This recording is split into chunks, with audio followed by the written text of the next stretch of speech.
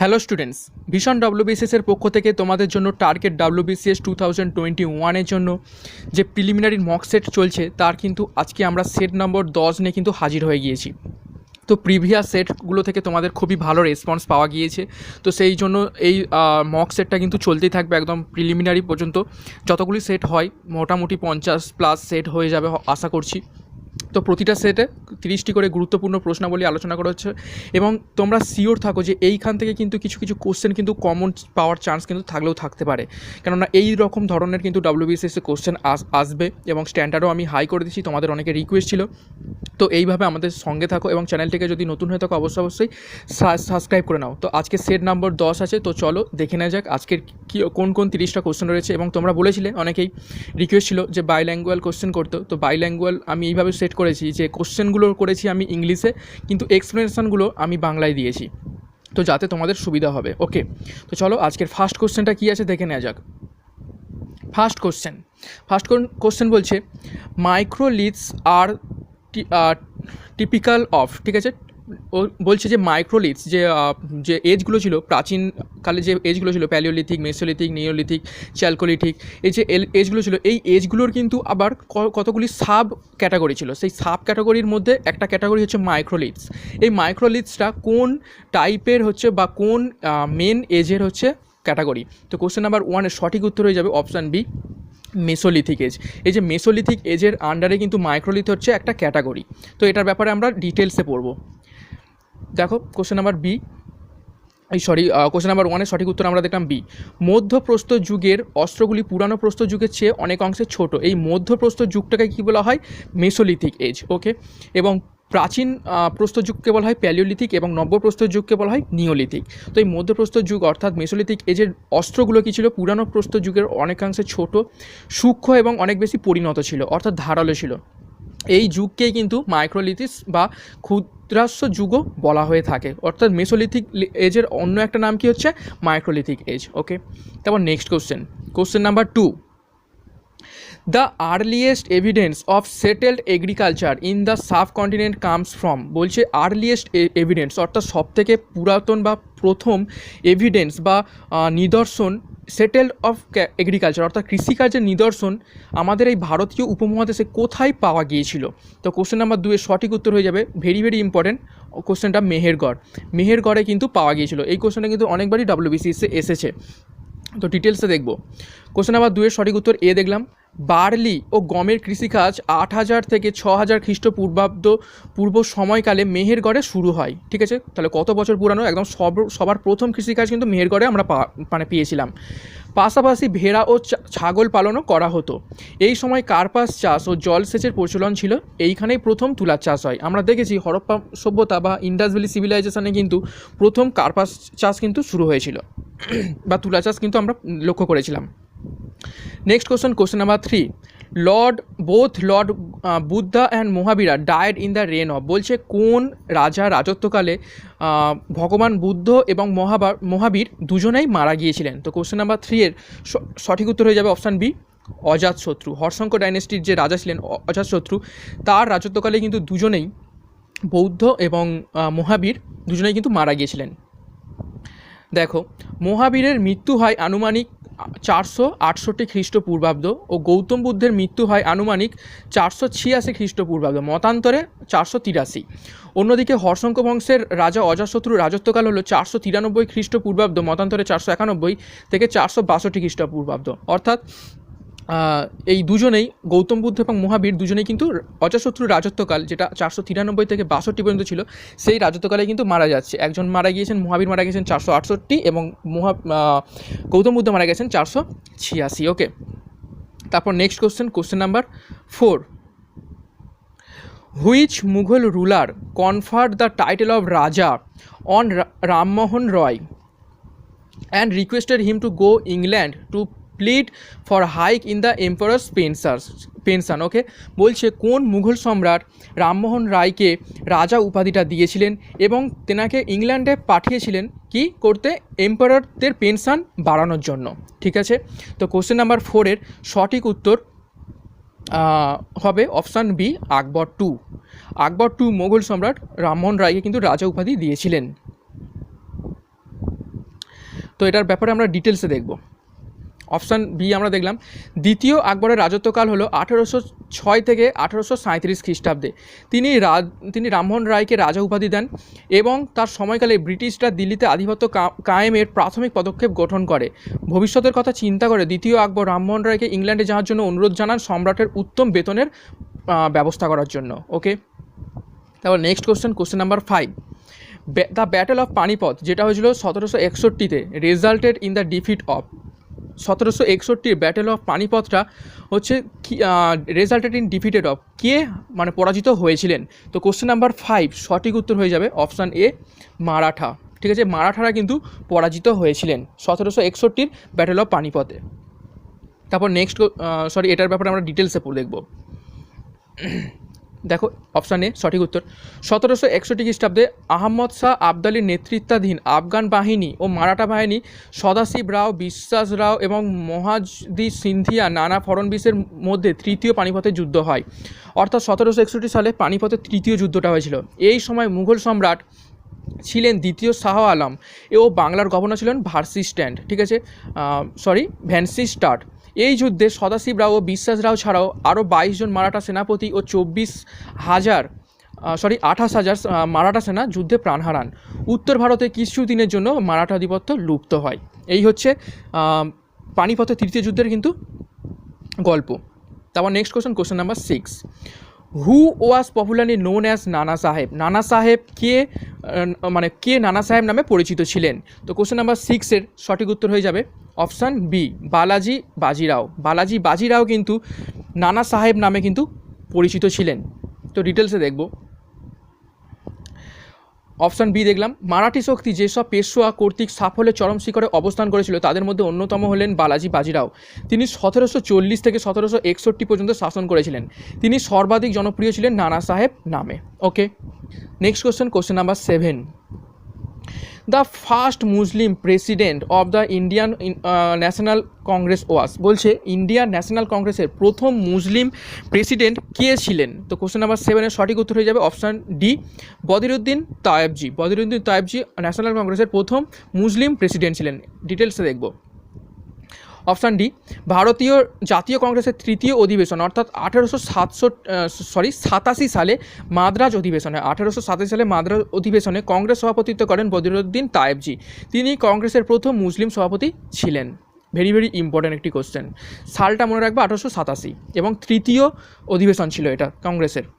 Next question number 8, which resolution of Muslim League did formally proclaim the Indian Muslim as a nation. বলছে কোন রেজুলেশনের মাধ্যমে Indian মুসলিমরা প্রথম কিন্তু কী বলেছিল, একটা আলাদা দেশ গঠনের কিন্তু ডাক দিয়েছিল বা প্রোক্লেম করেছিলেন মুসলিম লীগ। তো কোশ্চেন নাম্বার 8-এর সঠিক উত্তর হয়ে যাবে অপশান সি, লাহোর রেজুলেশন, যেটা হয়েছিল 1940 খ্রিস্টাব্দে লাহোর রেজুলেশন বা লাহোর অধিবেশনে মুসলিম লীগ কিন্তু তাদের আলাদা একটা কান্ট্রি যেটাকে বলা হয় এখন পাকিস্তান, সেই পাকিস্তান কান্ট্রি কিন্তু তৈরি করার জন্য প্রথম প্রোক্লেম করেছিল। ডিটেলসে দেখব। 1940 খ্রিস্টাব্দে লাহোরে মুসলিম লীগের বার্ষিক অধিবেশনে যে প্রস্তাবটি গৃহীত হয় তা লাহোর প্রস্তাব নামে খ্যাত। আবুল কাসেম ফজল হক এই প্রস্তাবটি উত্থাপন করেন, অর্থাৎ আবুল ফজল হক কিন্তু এই প্রস্তাবটি উত্থাপন করেন। এর খসড়া তৈরি করেন তৎকালীন পাঞ্জাবের প্রধানমন্ত্রী সিকান্দার হায়াত খান। এই প্রস্তাবের মূল বক্তব্য ছিল ভারতীয় মুসলিম, যা একটি সম্পূর্ণ পৃথক জাতি, তাদের জন্য সার্বভৌম রাষ্ট্র গঠন। মোহাম্মদ আলী জিন্নাহ এই মতকে সমর্থন করে বলেন যে মুসলমানরা কেবল একটি সংখ্যালঘু সম্প্রদায় নয়, এটি একটি স্বতন্ত্র জাতি। ভারত বিভাগ হলো ভারতের রাজনৈতিক সমস্যার একমাত্র সমাধান। ওকে, এই হচ্ছে লাহোর রেজলিউশন, যেটা ছিল পাকিস্তান গঠনের কিন্তু এখান থেকে কিন্তু প্রোক্লেমটা হয়। তারপর next question number 9, which of the following parties or organisation did not support the quit India movement of 1942। অর্থাৎ নিচের অপশানগুলোর মধ্যে কোন অর্গানাইজেশন বা পার্টিগুলো যে 1942 সালে গান্ধীজির নেতৃত্বে যে ভারত ছাড়ো আন্দোলনটা হয়েছিল তাকে বিরোধিতা করে, অর্থাৎ ভারত ছাড়ো আন্দোলনটাকে কিন্তু সাপোর্ট করেনি কোন দলগুলো? কোশ্চেন নাম্বার 9-এর সঠিক উত্তর হয়ে যাবে option D, all of this. অর্থাৎ দ্য হিন্দু মহাসভা এই ভারত ছাড়ো আন্দোলনটাকে সাপোর্ট করেনি, তার বিপক্ষে বলেছিল। The communist parties of union of India এটাও কিন্তু সাপোর্ট করেনি ভারত ছাড়ো আন্দোলনকে, এবং আরএসএসও কিন্তু ভারত ছাড়ো আন্দোলনকে সাপোর্ট করেনি। ডিটেলসে দেখব। 1942 সালের ভারত ছাড়ো আন্দোলন ভারতের স্বাধীনতা আন্দোলনের ইতিহাসে একটি অন্যতম গুরুত্বপূর্ণ ঘটনা। ব্রিটিশদের নিষ্ঠুর দমননীতি, ক্রিপস মিশনের ব্যর্থতা, দ্বিতীয় বিশ্বযুদ্ধের পরিস্থিতির চাপে ভারত ছাড়ো আন্দোলনের ডাক দেওয়া হয়। এই সময় রাজনৈতিক দলগুলি এই আন্দোলনের বিরোধিতা করেছিল, সেগুলি হলো মুসলিম লীগ, হিন্দু মহাসভা, ভারতের কমিউনিস্ট পার্টি এবং রাষ্ট্রীয় স্বয়ংসেবক সংঘ।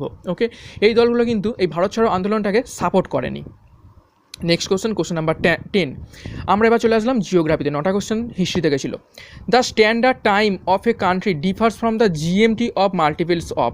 বলছে যে কোনো একটা দেশের স্থানীয় সময় অর্থাৎ স্ট্যান্ডার্ড টাইম জিএমটি থেকে কতটা টাইমের হচ্ছে ডিফার করে, বা কতটা টাইমের হচ্ছে দূরত্ব থাকে। জিএমটি অর্থাৎ গ্রিনিচ মেরিডিয়ান টাইম, ঠিক আছে। এই গ্রিনিচ মেরিডিয়ান টাইমের সাথে স্ট্যান্ডার্ড টাইম কোনো দেশের কতটা ডিফার করে। তো কোশ্চেন নাম্বার 10-এর সঠিক উত্তর হয়ে যাবে অপশান সি, হাফ আওয়ার, অর্থাৎ 30 মিনিটের কিন্তু ব্যবধান থাকে, 30 মিনিট। যেমন দেখবে আমাদের ইন্ডিয়ার টাইম যদি হচ্ছে 5টা হয়, তো বাংলাদেশের ঢাকার টাইম থাকবে 4:30, তো ওদেরটা পূর্ব দিকে আছে বলে তো 30 মিনিট এগিয়ে থাকে। ইভেন আমরা যখন মোবাইলে যখন টাইম সেট করতে থাকি তখন দেখবে যে জিএমটিগুলো সেট করতে হয় সব 30 মিনিটের গ্যাপে, 5টা 30, তারপরে 6টা 30, এইভাবে কিন্তু 30 মিনিটের গ্যাপে থাকে। ওকে, এই হচ্ছে জিএমটি এবং স্ট্যান্ডার্ড টাইমের ডিফারেন্স।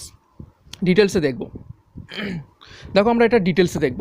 সারা পৃথিবীর বিভিন্ন দেশে প্রমাণ দাগরিমার রেখা ও আলাদা আলাদা প্রমাণ সময় দেখা যায়। আন্তর্জাতিক কাজকর্মে সময়গত জটিলতা দেখা যায়, সেই জন্য পৃথিবীর মাঝ বরাবর মূল রেখা বরাবর সময়কে আদর্শ ধরে তার সঙ্গে সামঞ্জস্য রেখে বিভিন্ন দেশে 1 ঘন্টা বা 30 মিনিট বা 15 মিনিট ব্যবহার দ্বারা প্রমাণ সময় নির্ধারণ করা হয়। মূলত এটা 30 মিনিট হিসাবে করা হয়। ওকে, 1 ঘন্টা বা 15 মিনিট হিসাবে করা হয় কয়েক সময়, কিন্তু মূলত যেটা ম্যাক্সিমাম কান্ট্রিতে থাকে সেটা হচ্ছে 30 মিনিট। ওকে, তারপর নেক্সট কোশ্চেন নাম্বার 11। কি বলছে, নাগা, খাসি এবং Garo hills are located in. এই নাগা, খাসি, গারো পাহাড়গুলো কোথায় অবস্থিত রয়েছে? তো কোশ্চেন নাম্বার 11-এর সঠিক উত্তর হয়ে যাবে অপশান এ, পূর্বাঞ্চল রেঞ্জ। ভেরি ভেরি ইম্পর্টেন্ট একটি কোশ্চেন, WBCS অনেকবারই এসেছে। ডিটেলসে দেখব। 11-এর এ, পূর্বাঞ্চল range.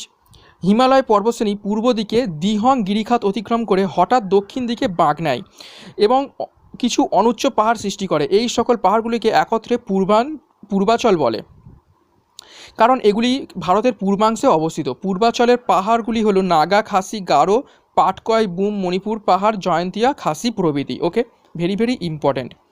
Next question number 12।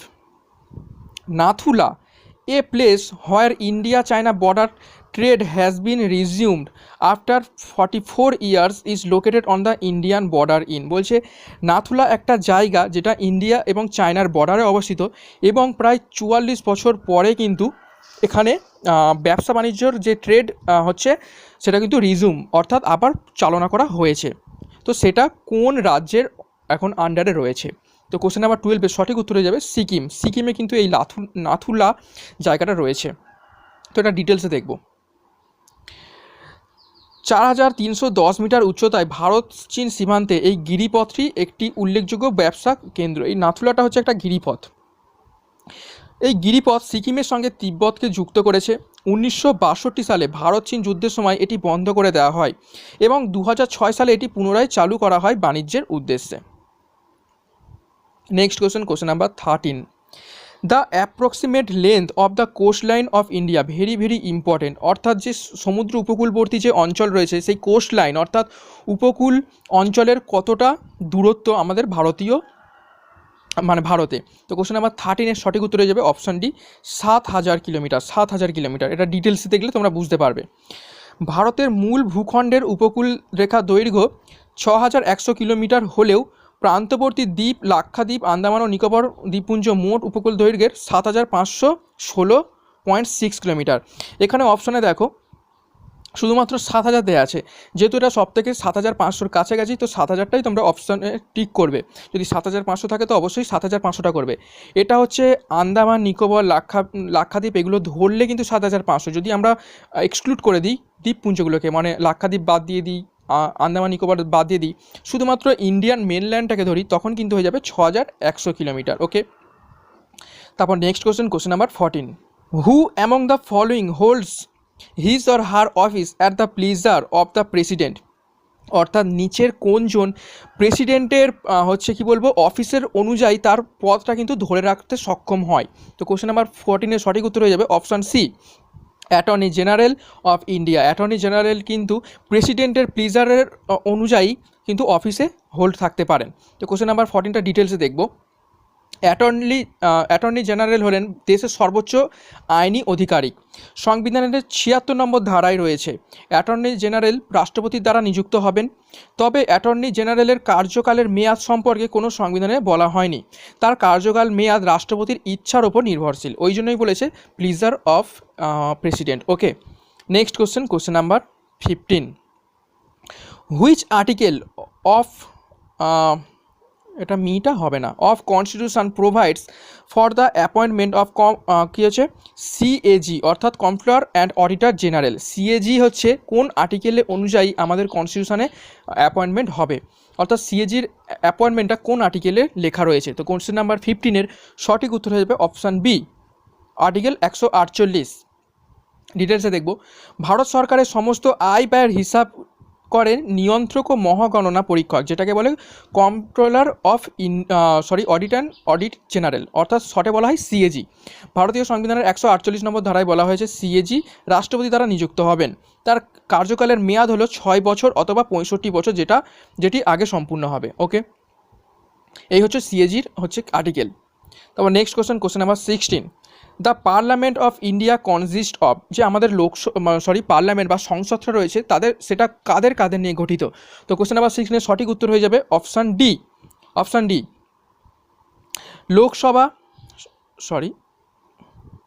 Lok Sabha Rajya Sabha and president. ঠিক আছে, লোকসভা রাজ্যসভা অ্যান্ড প্রেসিডেন্ট, এই লোকসভা রাজ্যসভা এবং প্রেসিডেন্টকে নিয়ে কিন্তু আমাদের পার্লামেন্ট বা সংসদ গঠিত।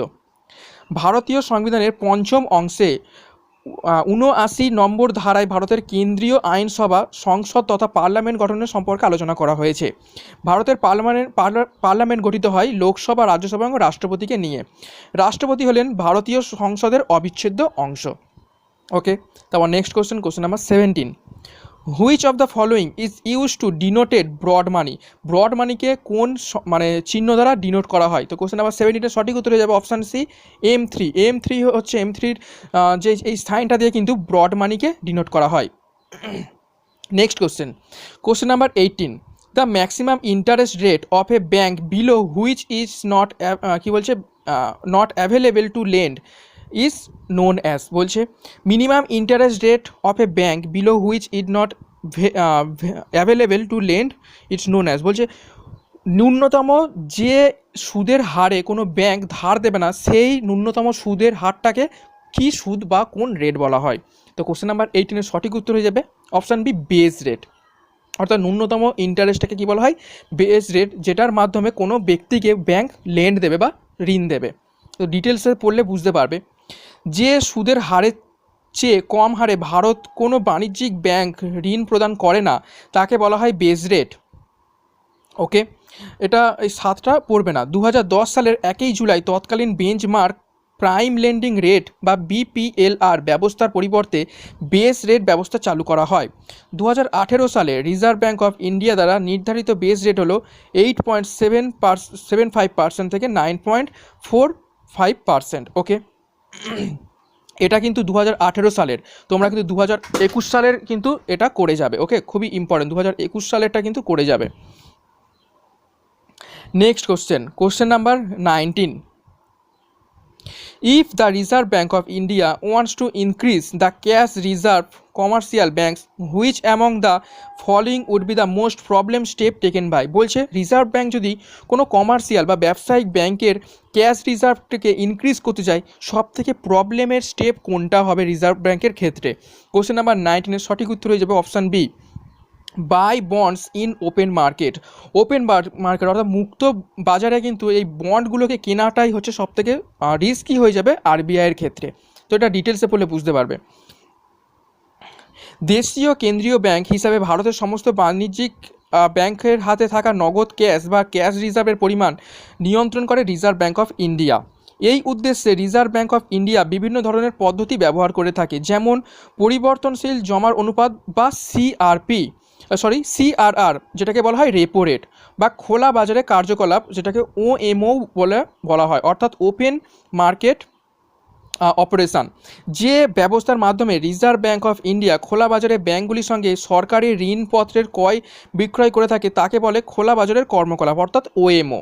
এই ব্যবস্থার অধীনে যদি রিজার্ভ ব্যাঙ্ক অফ ইন্ডিয়া ব্যাংকের কাছ থেকে সরকারি ঋণপত্র ক্রয় করে তবে ব্যাঙ্কগুলির হাতে নগদ অর্থের পরিমাণ বৃদ্ধি পায়। কিন্তু এই ক্রয় বিক্রয়টাই একটা প্রবলেমেটিক স্টেপ কিন্তু রিজার্ভ ব্যাঙ্কের কাছে। Okay, next question number 20। The most effective sewage treatment is conducted by, এটা আমরা চলে আসলাম সায়েন্সে। বলছে মোস্ট এফেক্টিভ সোয়েজ ট্রিটমেন্ট, অর্থাৎ ময়লা জলকে পরিশ্রুত করার বা ট্রিটমেন্ট করার সব থেকে এফেক্টিভ উপায় বা পদ্ধতিটা কোনটা? কোশ্চেন নাম্বার 20-র সঠিক উত্তর হয়ে যাবে option A, cation anion exchange method. Cation anion exchange মেথডের মাধ্যমে সব থেকে ময়লা জলকে পরিশ্রুত করা সম্ভব হয় সব থেকে ভালোভাবে। ডিটেলসে দেখব। Cation anion exchange method is extensively adapted to purify waste water, অর্থাৎ ময়লা জলকে পরিশ্রুত করার জন্য ক্যাটায়ন অ্যানায়ন এক্সচেঞ্জ মেথডটা সব থেকে ভালোভাবে অ্যাডাপ্টেড করা হয়েছে। Cation exchange resins can remove most positively charged ion, অর্থাৎ ক্যাটায়ন এক্সচেঞ্জ একটা রেজিন থাকে, সেই রেজিন হচ্ছে ক্যাটায়ন এক্সচেঞ্জ করে, যার মাধ্যমে আয়নগুলো পজিটিভলি চার্জ আয়নগুলোকে কিন্তু রিমুভ করে দেয় ইন সাচ ওয়াটার, সেই সমস্ত জলে, as iron, lead, radium, barium, aluminium and copper among others. এই আয়রন থাকলে তার পজিটিভ চার্জকে রিমুভ করে দেয়, লেড থাকলে তার পজিটিভ চার্জকে রিমুভ করে দেয়, বেরিয়াম, অ্যালুমিনিয়াম এদের সমস্ত ক্যাটায়নকে কিন্তু রিমুভ করে দেয়। এবং anionic exchange unit can remove nitrate. অ্যানায়নটা কী করে? অ্যানায়ন এক্সচেঞ্জের মাধ্যমে নাইট্রেট, সালফেট এবং other negatively charge atom called anions. Okay, অর্থাৎ নাইট্রেট, সালফেট থাকলে সেটা অ্যানায়নের মাধ্যমে নেগেটিভলি চার্জগুলোকে কিন্তু রিমুভ করে দেওয়া হয়, ঠিক আছে, এই এক্সচেঞ্জের মাধ্যমে, এবং জল কিন্তু পরিশুদ্ধ হয়ে যায়। Next question number 21। White lung cancer is caused by, ঠিক আছে, হোয়াইট লাং ক্যান্সার এই রোগটা কিসের জন্য ঘটে? কোশ্চেন নাম্বার 21-এর সঠিক উত্তর হয়ে যাবে অপশান এ, অ্যাসবেস্টস। অ্যাসবেস্টসের জন্য কিন্তু হোয়াইট লাং ক্যান্সারটা ঘটে। White lung disease is caused by prolonged inhalation of asbestos fibre, অর্থাৎ অনেক দিন ধরে যদি অ্যাসবেস্টস ফাইবারকে আমরা নিঃশ্বাসের মাধ্যমে নিতে থাকি তো হোয়াইট লাং ক্যান্সারটা হয়। The disease is not limited solely to absorb asbestos workers but is also known among people living near mines, factories and construction site, অর্থাৎ এই রোগটা তাদেরই হয় যারা অ্যাসবেস্টসের কাজকর্ম করে, যেমন বিভিন্ন মাইনে কাজ করে, যারা ফ্যাক্টরিতে কাজ করে এবং কনস্ট্রাকশন সাইটে কাজ করে যেখানে অ্যাসবেস্টস ইউজ হয়, সেইখানে যারা কাজ করে তাদের কিন্তু এই রোগটা হোয়াইট লাং ডিজিজটা কিন্তু দেখা যায়। তো question number 22। Historical monuments and temples are badly damage due to corrosive action of, অর্থাৎ প্রাচীন মনুমেন্টস এবং মন্দিরগুলো কিসের জন্য ক্ষয়প্রাপ্ত হচ্ছে? তো কোশ্চেন নাম্বার 22 সঠিক উত্তর হয়ে যাবে অপশান এ, SO2, অর্থাৎ সালফার ডাই অক্সাইডের জন্য কিন্তু এই মনুমেন্টসগুলো খুব ক্ষতি সাধন হচ্ছে। অ্যাসিড রেন হয়, অ্যাসিড রেনের মাধ্যমে সালফার ডাই অক্সাইড কিন্তু H2SO4 হিসাবে কিন্তু আমাদের মানে এতে নেমে চলে আসে। ওকে, এবং তার ফলে কিন্তু মনুমেন্টগুলো ধ্বংসপ্রাপ্ত হয়। দেখো কি বলছে, sorry, These rain when fall on monuments result in their corrosion by dissolving the calcium present in marble. Calcium হচ্ছে কোথায় থাকে? মার্বেলের মধ্যে থাকে, এবং বৃষ্টির মাধ্যমে অ্যাসিডের মাধ্যমে কি নামছে? SO2 নামছে টু মেক সল্ট, এবং এটা যখন মার্বেলের উপর পড়ে ক্যালসিয়ামের সাথে কিন্তু সল্ট তৈরি করে, এবং marble cancer causes disintegration and yellowing the building statue, এবং এর ফলে হচ্ছে এই মার্বেলের ক্যান্সার ঘটে, অর্থাৎ মার্বেলগুলো ক্ষয়প্রাপ্ত হয় এবং মার্বেলগুলোকে হলুদ করে দেয়। Marble cancer is corrosion of marble due to action of SO2 এবং NO2, এবং নাইট্রোজেন ডাইঅক্সাইডের জন্য কিন্তু এই কেসটা হয়, অর্থাৎ SO2 এবং NO2 বোথ আর কিন্তু হচ্ছে কি বলবো রেসপন্সিবল এই মার্বেল ক্যান্সারের জন্য। তারপর next question number 23। The best method for sterilisation of water uses, অর্থাৎ ওয়াটারকে যদি আমরা সবথেকে ভালোভাবে স্টেরিলাইজ করতে চাই বা জীবাণু মুক্ত করতে চাই সবথেকে বেস্ট উপায় কোনটা? তো কোশ্চেন নাম্বার 23 সঠিক উত্তরে যাবে ইউভি রেস। ওকে, যে আলট্রাভায়োলেট রেজ যদি আমরা জলের মধ্য থেকে চালনা করি, সব থেকে কিন্তু জীবাণুনাশক সব থেকে ভালো হয় এইভাবে। তো ডিটেলসে দেখব। As a water treatment technique, UV is known as be effective disinfect due to the strong হচ্ছে কি জার্মিসিডাল এবিলিটি। তোমরা সকলেই জানো আলট্রাভায়োলেট রশ্মি কিন্তু জীবাণুদের একদম ধ্বংস করে দেয়, এবং আলট্রাভায়োলেট রশ্মি কিন্তু আমাদের সূর্য থেকেও আমাদের প্রাণীগুলোকেও কিন্তু ক্ষতি সাধন করতে পারতো, কিন্তু ওজোন লেয়ারের জন্য সেটা করতে পারে না। UV disinfects water containing bacteria and viruses and can be effective against pathogenic protozoas, অর্থাৎ ভাইরাস এবং ব্যাকটেরিয়াকে কিন্তু ইউভি হচ্ছে একদম মেরে ফেলে এবং প্রোটোজোয়াদেরও কিন্তু মেরে ফেলে। ওকে, এখনকার যে রিসেন্ট টেকনোলজিগুলো বেরিয়েছে ওয়াটার পিউরিফায়ার, যেমন পিওরিট, অ্যাকোয়াগার্ড, এখানে কিন্তু আরও সাথে সাথে কিন্তু ইউভি রেসও কিন্তু এখন ইউজ করা হচ্ছে ডিসইনফেক্টের জন্য। Okay, next question number 24। The scavengers of earth is, অর্থাৎ স্ক্যাভেঞ্জার্স অর্থাৎ যাদের বলা হয় ঝাড়ুদার, অর্থাৎ হচ্ছে আর্থের ঝাড়ুদার বা ময়লা পরিষ্কারকারী কাদের বলা হয়? কোশ্চেন নাম্বার 24 সঠিক উত্তর হয়ে যাবে অপশান এ, ব্যাকটেরিয়াদের কিন্তু স্ক্যাভেঞ্জার্স বলা হয় পৃথিবীর। কেন বলা হয়? Bacteria are the scavengers of the ocean, সমুদ্রের স্ক্যাভেঞ্জার বা মানে যেগুলো ময়লা পরিষ্কার করে দেয় কারা? ব্যাকটেরিয়ারা। দে কী বলছে, assimilate half of the organic carbon that comes from waste material, অর্থাৎ ওয়েস্ট মেটেরিয়াল বা ময়লা থেকে যে সমস্ত কার্বন বা অর্গানিক মেটেরিয়ালগুলো আসে তাদের কিন্তু ডিকম্পোজিশন করে দেয় ইন দ্য ফুড চেন। ঠিক আছে, ফুড চেনের মাধ্যমে ব্যাকটেরিয়াগুলো কিন্তু তারা সেই সমস্ত জিনিসকে ডিকম্পোজ করে কিন্তু ব্যাকটেরিয়াগুলো সেগুলো খেয়ে নেয়, ফলে ময়লাগুলো কিন্তু পরিশ্রুত হয়ে যায়। ওকে, ফ্রম ফাইটোপ্ল্যাঙ্কটন টু ফিশ, ঠিক আছে, যেগুলো এবং তাদের আবার ব্যাকটেরিয়াগুলোকে কে খায়? ফিশ খেয়ে নেয় ফাইটোপ্ল্যাঙ্কট হিসাবে। The scavengers act on the dead animals, এবং এই স্ক্যাভেঞ্জার্সরা কোথায়? মৃত প্রাণীর দেহেও কিন্তু বসবাস করে, অ্যান্ড প্ল্যান্টস, এবং গাছগাছালির ওপরেও কিন্তু এই ব্যাকটেরিয়াগুলো কিন্তু বসবাস করে। They break them into small pieces, এই মৃত প্রাণী দেহ এবং গাছগাছালিতে কিন্তু সমস্ত ছোটো ছোটো ভাগে কিন্তু ভেঙে দেয় অফ অর্গানিক মেটেরিয়ালস, এবং এই অর্গানিক মেটেরিয়ালগুলোও কিন্তু ভেঙে দেয়। এইভাবে কিন্তু তারা ঝাড়ুদারের হিসেবে কাজ করে ব্যাকটেরিয়া। ওকে, নেক্সট কোশ্চেন নাম্বার 25 কি বলছে? Worst possible responsible for sale mutation cancer, বলছে কোন রেটা সব থেকে ক্ষতিকর আমাদের সেল মিউটেশন ক্যান্সারের জন্য? কোশ্চেন নাম্বার 25 সঠিক উত্তর হয়ে যাবে অপশান সি, গামারেস। গামারেস কিন্তু খুবই ক্ষতি সাধন করে এবং সেলের মিউটেশন ঘটিয়ে দেয় ক্যান্সারের মাধ্যমে, যেটা পরবর্তী প্রজন্মেও কিন্তু চলতে থাকে। তো নেক্সট এটা ডিটেলসে দেখব। The radiation of gamma rays is very harmful for our body because it causes mutation in our cell, অর্থাৎ গামা রে কিন্তু আমাদের শরীরে খুবই ক্ষতি সাধন করে, কারণ এটা মিউটেশন ঘটিয়ে দেয়। Gamma radiation is much more penetrating than other kind of radiation, অর্থাৎ গামা রেসের হচ্ছে পিনাট্রেটিং পাওয়ার, অর্থাৎ ভেদ ক্ষমতা কিন্তু খুবই বেশি, কেননা এর ওয়েভলেন্থ খুবই সূক্ষ্ম এবং এর স্পিডও কিন্তু খুব বেশি হয়। Alpha and beta radiation can be stopped by air and skin, alpha এবং বিটা রেডিয়েশনটা বাতাস এবং চামড়া দিয়ে কিন্তু আটকানো যায়। When our cell are expose to ionising radiation cellular structure and damage destroyed, কিন্তু গামারের যদি আমাদের চামড়ায় ফেলা হয় কিন্তু চামড়া ফুটো করে হচ্ছে সেইটা চলে যাবে এবং আমাদের সেলুলার স্ট্রাকচারকে কিন্তু ড্যামেজ এবং ধ্বংস করে দেবে। The most important structure would be our DNA, এবং আমাদের সবথেকে ইম্পর্টেন্ট স্ট্রাকচার হলো দেহের DNA, which controls how cell grow, এবং যেটা আমাদের কোষ কীভাবে তৈরি হবে সেটা কিন্তু কন্ট্রোল করে এবং সেটাকে পুরোটা নষ্ট করে দেয়। ওকে, এই গ্রামারে। নেক্সট কোশ্চেন নাম্বার আমরা 26 এবং কারেন্ট অ্যাফেয়ার্সে চলে আসলাম।